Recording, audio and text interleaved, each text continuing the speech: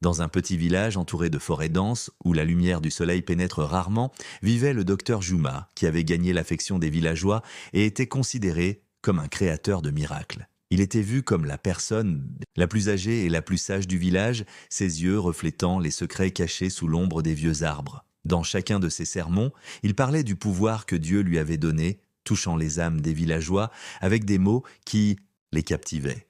Il apparaissait comme un sauveur, créant un fragile équilibre entre peur et espoir, établissant ainsi un attachement absolu envers lui. Bien que Juma paraisse être un guérisseur ordinaire, il était en réalité le plus grand pouvoir du village. Ses rituels, ses paroles mystérieuses et son regard hypnotique le transformaient en une figure presque sacrée. Les villageois n'osaient à même pas remettre en question ses paroles. En réalité, il utilisait ce pouvoir uniquement pour son propre bénéfice. En affirmant qu'il guérissait ses patients par ses prières, Juma s'assurait que ceux qui guérissaient croyaient que c'était un miracle. Lors de ses spectacles dans la place du village, il disait apaiser les douleurs des malades et les soumettait parfois à de longs rituels qui les plongeaient dans une transe. Surtout, lors des rituels nocturnes, il parlait d'une manière qui hypnotisait, les villageois s'attaquant à leurs peurs les plus profondes. Des rumeurs circulaient disant que ceux qui osaient s'opposer à lui connaîtrait des malheurs, et par peur de la colère du guérisseur, la population lui faisait une fidélité totale. La force de Juma reposait principalement sur la peur et la manipulation du mental. En exploitant les moments les plus vulnérables des gens, il les rendait dépendants de lui. La peur de la maladie et de la mort était son arme la plus puissante. Lors de ses rituels, il trompait certains villageois avec de fausses guérisons, gagnant ainsi leur confiance. Cependant, ceux qui finissaient par se soumettre à lui devenaient progressivement encore plus désespérés. La domination de Juma n'était pas seulement physique, mais également psychologique. Ceux qui refusèrent de croire ses paroles étaient ostracisés et convaincus d'être maudits. Les villageois, conscients de cela, avaient peur de remettre en question et croyaient qu'il n'y avait pas d'autre choix que de lui obéir, aussi étrange cela puisse sembler. Au fil des années, les villageois avaient même fini par nier la réalité qu'ils percevèrent de leurs propres yeux. Pour eux, les paroles de Juma étaient une vérité incontestable. Juma appelait particulièrement les femmes sous prétexte de les guérir, leur faisant ingérer des herbes qu'il prétendait être médicinales. Ces herbes obscurcissaient leur conscience et engourdissaient leur corps. Les villageois trouvaient cela naturel que Juma invite les femmes à des séances privées pour leur purification spirituelle, croyant même qu'il s'agissait d'un type de rituel sacré. Mais en réalité, Juma exploitait les femmes, les rendant faibles et dépendantes de lui. Certaines d'entre elles souffrirent de grands traumatismes après ces séances, mais elles ne pouvaient s'exprimer, car le peuple croyait en la figure sacrée de Juma et pensait qu'il pouvait punir ceux qui s'opposaient à lui. Au fil du temps, les souffrances des femmes étaient ignorées et des rumeurs circulaient disant que les touchés de Juma étaient de la volonté de Dieu. Le plus grand secret de Juma était une plante spéciale qu'il prétendait utiliser pour alléger les douleurs des malades. Cette plante apportait un soulagement instantané aux villageois et leur donnait une sensation temporaire de bien-être. En réalité, cette plante contenait une substance toxique qui provoquait une défaillance rénale au fil du temps et affaiblissait le système immunitaire. Cette substance donnait aux malades une illusion de guérison temporaire, les rendant ainsi dépendants de Juma. Les patients devenaient de plus en plus dépendants de Juma, croyant que la guérison n'était possible que grâce à ses prières et à ses remèdes. Parallèlement, certains malades commençaient à montrer des signes de dépendance sévère après avoir consommé les infusions spéciales de Juma. Au fil du temps, ceux qui ne prenaient pas cette plante se sentaient malades et faibles, convaincus qu'ils ne pouvaient pas vivre sans le thé proposé par Juma. Juma maintenait une emprise totale sur le peuple du village en les rendant délibérément dépendants. Ceux qui osaient le questionner se retrouvaient soudainement dans une situation de détresse accrue, se sentant contraints de revenir à lui. Ainsi, les paroles de Juma devenaient une réalité indiscutable pour les villageois qui en venaient même à nier leur propre déclin. Un jour, un jeune médecin nommé Malik retourna au village. Ayant passé son enfance ici, il avait néanmoins passé des années à étudier la médecine dans d'autres contrées. Là-bas, il avait appris les bienfaits de la médecine moderne et comment soigner les maladies par des méthodes scientifiques. Pourtant, il avait toujours désiré retourner sur ses terres natales pour aider les gens de son village. À son retour, il fut profondément bouleversé par ce qu'il découvrit. Au lieu de joyeux visages ceints de ses souvenirs, il ne voyait plus que des visages pâles, fatigués et malades. Les habitants semblaient errer comme des ombres, ayant perdu toute joie de vivre. En commençant à enquêter sur la cause des maladies dans le village, Malik prit conscience de l'ampleur du contrôle que Juma exerçait sur la communauté. Les villageois le considéraient comme un sauveur et se remettaient à lui dans l'espoir de guérison. Cependant, les yeux de Malik étaient formés par la science. Il était ici pour voir la vérité derrière les prières et les rituels. Mais cela allait s'avérer être une lutte bien plus difficile qu'il ne l'avait imaginé. Les villageois étaient liés à Juma par une foi inébranlable. En cas de maladie, ils se précipitaient envers lui, persuadés que ces miracles leur apporteraient la guérison. Les histoires sur les prières et les élixirs de Juma, considérés comme source de guérison, circulaient de bouche à oreille. Cependant, en examinant de plus près la condition des villageois, Malik se rendit compte d'une toute autre réalité. La pâleur sur les visages des villageois et la faiblesse de leur corps étaient évidentes. Beaucoup semblaient malades depuis longtemps, mais affirmaient de pourtant qu'ils allaient si bien, grâce aux prières de Juma. Malik commença à saisir comment Juma influençait la population et délibérément nuisait à leur santé. S'ils osaient remettre en question ces méthodes, ils croyaient que leur maladie s'aggraverait et qu'ils seraient maudits. Cette peur réduisait les villageois au silence. Malik voulait comprendre si la foi des villageois reposait réellement sur un miracle ou si Juma usait de leur douleur pour les manipuler. Mais pour cela, il allait devoir mener un combat de grande envergure. Peu de temps après, des maladies étranges commencèrent à apparaître dans le village. Les gens souffraient de troubles mentaux et de douleurs corporelles. Juma offrait aux malades des herbes médicinales et affirmait les guérir par ses prières. Mais Malik réalisa que certaines des plantes que Juma rassemblait aggravaient en réalité les maladies. Le prétendu guérisseur pouvait-il se nourrir de la souffrance des villageois? À ce moment-là, une mystérieuse femme arriva au village, Adissa. Cependant, elle n'était pas une personne ordinaire. Ancienne agente spécialement formée par le FBI, Adissa avait été chargée d'explorer les structures sectaires. Des années plus tôt, elle avait échappé de justesse à l'emprise de Juma et avait appris, par son propre vécu douloureux, comment il abusait de son pouvoir. Cet événement l'avait poussée à se consacrer à cette carrière. Maintenant, elle était revenue pour exposer le sombre système établi par Juma. Adissa entra en contact avec Malik lorsqu'elle eut vent de ses doutes concernant Juma. Au départ, Malik ne comprenait pas complètement pourquoi elle se trouvait là, mais à mesure que leur interaction prenait de l'ampleur, quelque chose changeait. Alors qu'Adissa expliquait comment Juma avait créé un empire de peur en utilisant le nom de Dieu et manipulait le peuple, les sentiments de Malik à son égard commençaient à changer. Au début, elle n'était qu'une alliée, mais peu à peu, elle devenait pour lui beaucoup plus que cela. À mesure que leur dialogue s'approfondissait, ils réalisèrent que leur lutte contre Juma n'était pas seulement pour la libération du peuple, mais également une opportunité de penser leurs blessures intérieures en se réunissant. Malik et Adissa commencèrent secrètement à enquêter dans le village pour prouver comment Juma manipulait les gens. Mais Juma ne restait pas inactif.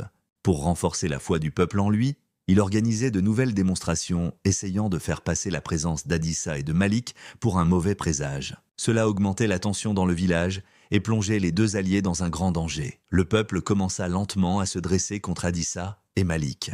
Il les voyait comme des individus sinistres qui s'opposaient à l'ordre sacré de Juma. En particulier, les anciens du village ne souhaitaient pas abandonner leur conviction que Juma avait été envoyé par Dieu. Mais à ce moment-là, l'un des notables du village tomba malade de manière inattendue et mourut quelques jours plus tard.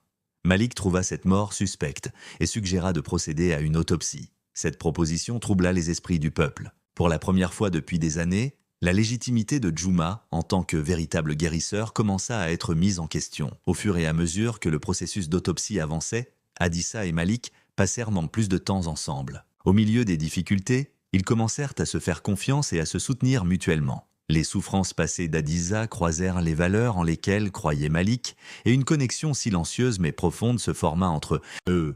Au départ, ils ne se voyaient que comme des alliés, mais au fil du temps, ils commencèrent à se sentir plus en sécurité l'un avec l'autre. Alors qu'ils s'efforcèrent de percer les sombres secrets de Juma, leurs sentiments naissants les rapprochaient inconsciemment. Lorsque le rapport d'autopsie arriva enfin au village, les résultats surprirent encore plus le peuple. Il avait été découvert une grave intoxication par des métaux lourds provenant des plantes que Juma prétendait être médicinales dans le corps de l'homme décédé. Cependant, sa famille continua de croire en Juma et ne souhaitait pas se plaindre contre lui, ne désirant pas s'opposer à lui. C'est pourquoi, malgré les résultats de l'autopsie, aucune action officielle ne fut engagée contre Juma alors que l'impact de cet événement n'était pas encore retombé. Une jeune fille du village reçut une invitation pour un rituel spécial de la part de Juma. Sous la pression de sa famille, elle fut contrainte d'accepter l'invitation de Juma, mais une peur grandissante habitait son cœur. Des murmures avaient circulé à propos de la façon dont Juma avait auparavant convoqué de jeunes femmes pour des séances privées. Ne pouvant plus contenir sa peur, la jeune fille se rendit discrètement chez Adissa, là où elle avait décidé de frapper à la porte. Lorsque Adissa ouvrit la porte, elle vit la jeune fille avec des yeux tremblants plongés dans les siens. D'une voix étouffée, la fille murmura « Il m'a appelé. Ma mère et mon père disent que c'est un honneur sacré, mais j'ai peur. Il dit qu'il veut me guérir, mais j'ai un mauvais pressentiment. S'il vous plaît, aidez-moi. » Adissa, en voyant la peur dans les yeux de la jeune fille, sentit son propre passé résonner en elle. Cette peur était identique à celle qu'elle avait ressentie lors de son expérience sombre des années auparavant.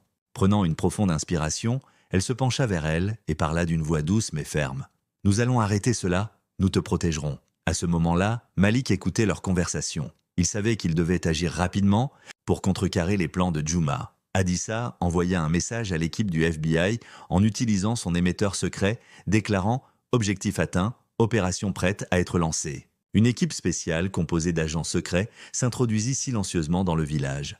Lorsque la nuit tomba, les villageois restaient encore sous le contrôle de Juma. Cependant, Malik et Adissa décidèrent de s'infiltrer dans la grande cabane où Juma tenait ses rituels en planifiant soigneusement. Avant de pénétrer dans la cabane, Malik s'approcha de quelques villageois pour leur expliquer que Juma leur avait réellement fait du mal. Adissa partagea les derniers détails avec les agents du FBI, donnant des instructions pour que l'opération se déroule silencieusement et parfaitement. Lorsque l'équipe encercla la cabane, Malik et Adissa dirigèrent également le peuple vers cet endroit. Avant qu'ils ne comprennent ce qui se passait, les portes de la cabane s'ouvrirent brusquement et des agents du FBI pénétrèrent à l'intérieur, révélant les vérités secrètes des rituels de Juma. Alors que l'équipe du FBI se positionnait discrètement, Adissa et Malik s'approchèrent de la foule rassemblée sur la place du village. Tout à coup, les portes de la cabane s'ouvrirent violemment et les agents s'infiltrèrent à l'intérieur. À l'intérieur, les rituels que Juma réalisait, les faux talismans et les plantes nocives furent exposés l'une après l'autre. Des symboles étranges,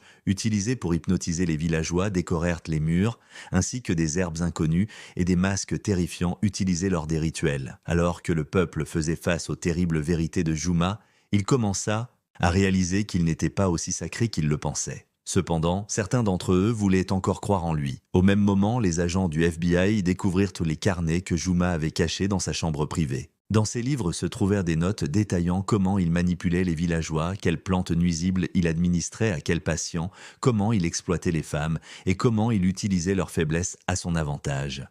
Les informations écrites dans ces carnets ne démontrèrent pas seulement que Juma n'était pas un guérisseur, mais qu'il avait délibérément laissé le village dans un état de maladie et de désespoir. Les notes parlèrent de la façon dont certains villageois se rendaient à lui par une foi naïve et de la manière dont Juma abusait de cette confiance. À mesure que les agents du FBI lisaient ces documents à haute voix, l'étonnement sur les visages des villageois céda la place à l'horreur. Ces preuves changèrent complètement le regard des villageois. La réalité qu'ils avaient longtemps choisi d'ignorer était maintenant pleinement exposée devant eux. Au début, ils murmurèrent tout bas, mais à mesure qu'ils comprenèrent la vérité, leurs voix s'élevèrent. « Juma nous a trompés. Avons-nous cru en vain toutes ces années ?» Les murmures se transformèrent bientôt en colère. Alors que certains fondaient en larmes, d'autres commencèrent à avancer avec colère en direction de Juma. Juma fut saisi de panique. La foi du peuple était débranlée et sa fuite était bloquée par les agents du FBI. Il tenta de s'enfuir, mais les agents le capturèrent rapidement. Malik commença à parler à haute voix devant la foule. « Voici la vérité que vous avez vue, les vies et les espoirs qui vous ont été volés pendant des années. Tout cela était basé sur un mensonge. Maintenant, c'est le moment pour vous de décider par vous-même. » Les villageois étaient sous le choc. Bien que certains d'entre eux voulaient encore croire en Juma, les preuves découvertes par les agents rendirent la vérité indéniable. Au début, le peuple resta silencieux, mais en réalisant la vérité, des murmures apparurent. « Juma nous a trompés. La personne en qui nous avons cru toutes ces années n'était qu'un imposteur. » Les murmures se transformèrent rapidement en colère. Une femme s'effondra en pleurant sur ses genoux, tandis qu'un vieil homme frappait son bâton avec fureur sur le sol. À quel point nous lui avons fait confiance. C'est lui qui nous a rendus malades en prétendant nous guérir avec des prières. La foule commença à avancer vers Juma. Certains crièrent de colère, tandis que d'autres pleuraient de la douleur d'avoir été trompés pendant tant d'années. C'est à ce moment-là que Juma tenta de s'enfuir. Cependant, les agents du FBI l'attrapèrent fermement et le plaquèrent au sol. Une profonde silence s'installa parmi le peuple.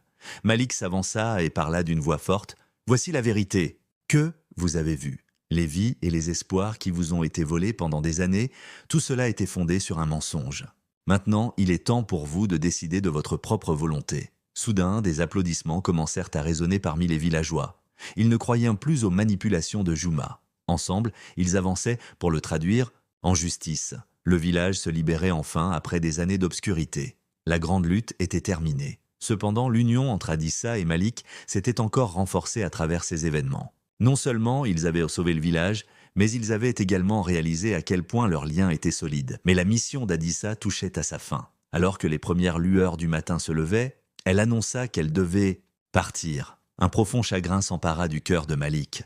Adissa, détournant les yeux, murmura « Je suis venu ici pour une mission, mais je ne peux pas rester. » Pour la première fois, Malik vit de l'hésitation dans ses yeux. Il savait qu'elle devait partir, mais il n'était pas prêt à la laisser partir. Les jours passèrent, et Malik se réveillait chaque matin en sentant le vide laissé par l'absence d'Adissa. Tandis que le village se rénovait lentement, ce vide, en lui, ne faisait que se creuser. Jusqu'au jour où il aperçut un visage familier dans le village. Adissa était revenue, cette fois en tant que nouvelle consultante pour le centre de santé local. Alors que Malik la regardait avec étonnement, Adissa lui sourit doucement et dit « Je devais partir, mais je n'avais pas l'option de ne pas revenir. » En entendant cela, Malik ressentit une chaleur en lui, réalisant que son cœur était en émoi.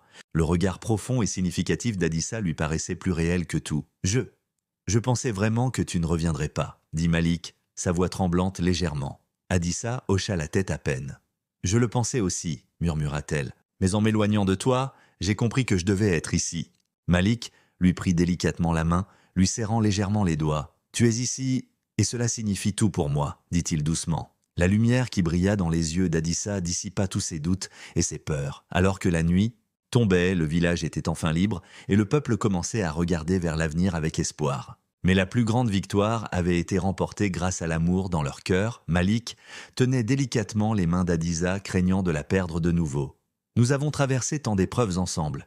Savoir que tu es ici, à mes côtés, vaut tout » murmura-t-il. Adissa sourit, ses yeux rivés dans ceux de Malik. « Ce village n'était qu'une mission, mais maintenant, c'est ma maison. Tu es ma maison, » dit-elle lentement, alors que la lune illuminait leurs silhouettes dans l'obscurité de la nuit.